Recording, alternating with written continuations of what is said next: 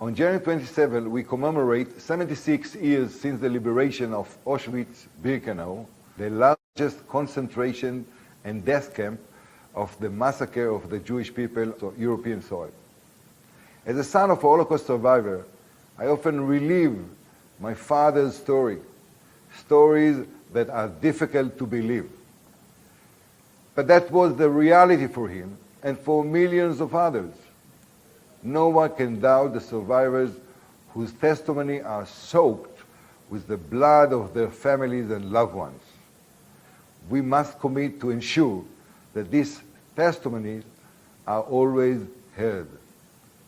This is our oath, to remember and not to forget, to echo the memory for all time. As the coronavirus has spread, anti-Semitism grows. We cannot turn a blind eye to propaganda and incitement. We also continue to hear the voices of hatred by Iran and its proxies, who call for the destruction of the Jewish people living in Israel. These calls cannot be ignored. They have the power to become mass extermination. The Jewish people are no longer powerless, and Israel will always defend itself, by itself.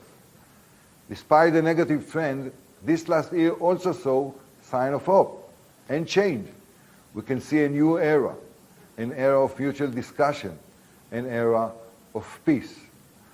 I continue to believe that there can be a better future for this region. In October, I visited Germany with my friend, the UAE Foreign Minister, Sheikh Abdallah bin Zayed Al Nahyan. At his initiative, we visited the Holocaust Memorial in Berlin.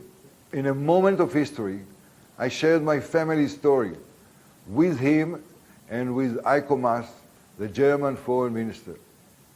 I felt a special sense of pride. As a foreign minister, as a former chief of staff of the State of Israel on German soil. Our joint visit sent a strong message to the whole world, a message of recognition of the history of the Jewish people, and a message of unity. It was a shared cry, joining the voices of the victim, to remember and not to forget, a promise of never again.